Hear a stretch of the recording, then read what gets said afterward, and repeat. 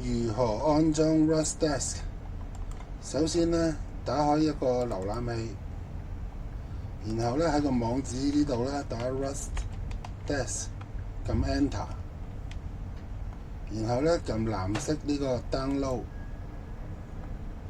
然後呢撳第一個 EXE， 咁等一陣佢 download 完之後呢，就 double click 你個 file， 咁然後就會打開㗎啦。然後你就可以用 WhatsApp 影相，將呢個 ID 同埋密碼影相俾我，又或者 double click 複製呢段文字，用其他方式 send 俾我。咁然後當我 connect 你部電腦嘅時候呢，